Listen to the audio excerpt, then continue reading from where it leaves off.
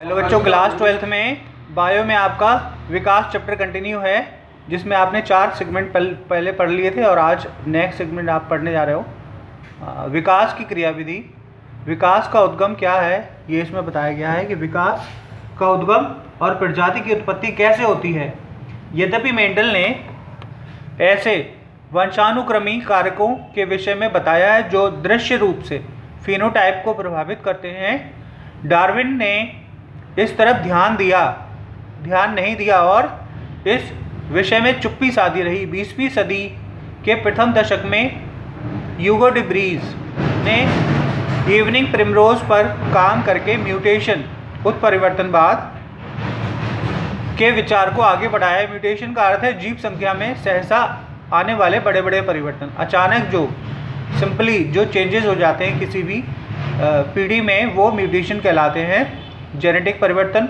इसका मत ये था कि ये बड़े से उत्परिवर्तन ही विकास के कारण है कि ना कि छोटी विविधताएं जिन पर डार्विन ने बल दिया था। उत्परिवर्तन यादृच्छिक और दिशाहीन होते हैं, जबकि डार्विन की विविधताएं छोटी बड़ी और दिशावान। डार्विन के लिए एक विकास क्रमबद्ध होता है, जबकि डिवरीज के अनुसार उत्परिवर्तन ही प्रजाति स्पीसीज की उत्पत्ति है। इन्होंने इसे सॉल्टेशन विशाल उत्परिवर्तन का बड़ा कदम बताया।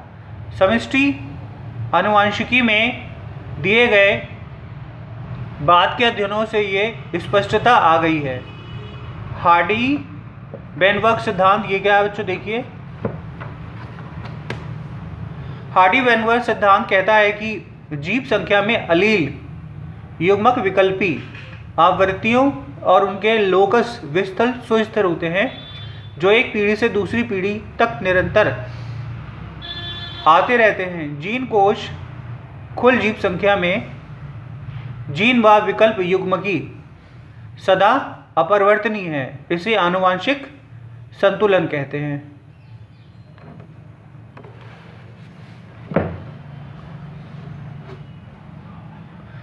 अभिव्यक्ति यह है कि आगे चलकर ठीक यही जब नापी गई प्रवृत्ति अपेक्षित मान से भिन्न होती है, यह भिन्नता दिशा विकासी परिवर्तन की व्यापकता का संकेत देती है। आनुवंशिक सभ्यता में विभिन्नता, जैसे एक जीव संख्या में अलील की आवृत्ति में परिवर्तन के परिणाम स्वरूप विकास होता है। 5 घटक हार्डी वेनवर्ग सभ्यता को प्रदर्शित करते हैं। यह है जीन पलायन या जीन प्रवाह, आनुवंशिक विचलन, उत्परिवर्तन, आनुवंशिक पुनर्योग तथा प्राकृतिक वर्ण।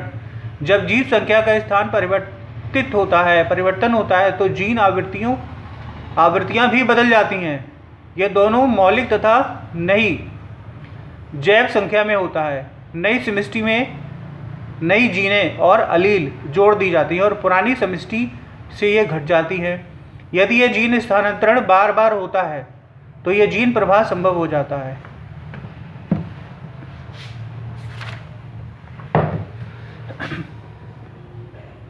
परिवर्तन संयोगवश इसमें होता रहता है, तो आनुवंशिक अपवाह जेनेटिक डिप्स कहलाता है। कभी कभी अलील प्रवृत्तियों का ये परिवर्तन समष्टि के नए नमूने में इतना भिन्न हो जाता है, यह तो नई प्रजाति हो जाती है। मौलिक अप्रभावित समष्टि संस्थापक बन जाती है और इस प्रकार का ये संस्थापन कहलाता है। ओके बच्चों, आज की वीडियो में इतना ही। एक बार फिर हम बहुत संकट के दौर से गुजर रहे हैं। कोरोना का एक नया वेरिएंट आपके सामने संक्रमण फैलाने को तैयार है और हम सबको इससे बहुत अच्छी तरह से सामना करना है, बचना है। कैसे बचना है?